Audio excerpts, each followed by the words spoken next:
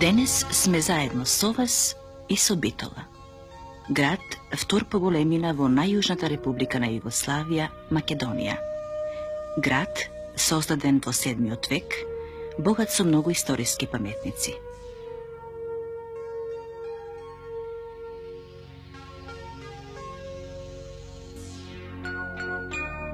За Битола сместена крај плодната Пелагониска равнина, под вечниот придружник на небеските височини врвот Пелистер, велат дека е и град на конзулите, и град за кој се испеарни најмногу песни. Па еве една што говори за љубовта на битолчани, и на овие денес, и на оние од минатото, и на сите што по добриот живот го побарале речиси во сите краишта на светот.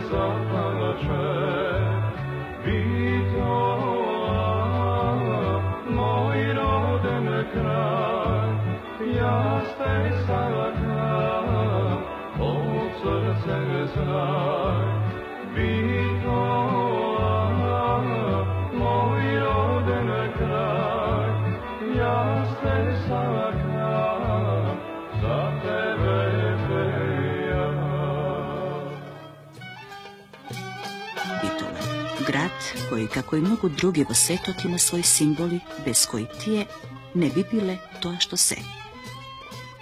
Ова е Саат кулата, изградена во 17. век со својот часовник, кој со векови веќе се труди на битолчани да им го покаже точното време, отчекувајќи ги часовите, но и мелодии на повеќе познати песни. Чаршиите, или како што денес модерно велиме, трговските центри, отсекогаш представувале мощно, значајно и интересно јадро на секој град. Такво значење имала, па и денес има, и стара чаршија на Битола. Ако се знае дека Битола во 19. век, посебно во времето на владењето на Отоманската империја, била значаен центар на многу збирнувања, собиралиште на патници и трговци од многу земји, нормално е да се претпостави дека ваков град не можел и без чаршија, која посебно во минатото, а неретко и денес, била и е простор на трговската размена, средина исполнета со многу занаетчиски и други дуќани, со пазари, кафеани, средина која граѓаните овдешни пътниците, намерници, па и кои се уште не, задолжително наоѓале повод или причина да ја посетат. Да се снабдат со она што им треба, да се сретнат и поразговараат, да направат трговски сделки, да ја избистрат политиката.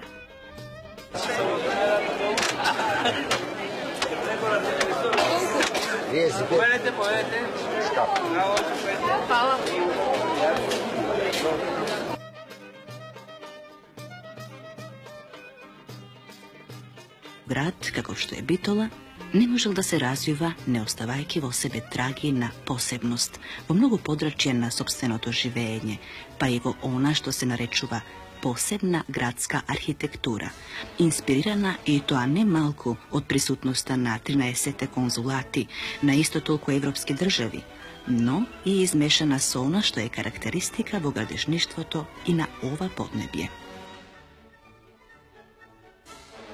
Денешните генерации можат само да предпоставуваат и замислуваат како изгледала Битола во времето на консулите, во времето кога овде се школувал и водачот на младотурската револуција Кемал Ататурк.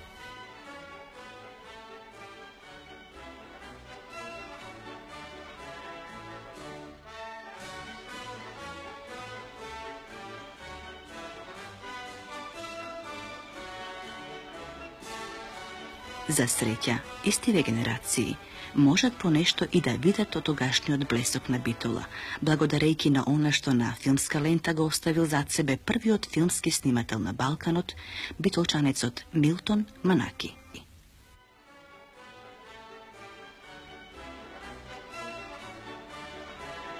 Дел од здивот на тогашната Битола е зачуван и денес и понатаму грижливо се негува. Забот на времето понекогаш може да биде и немилосрден. Меѓутоа, не е секогаш така.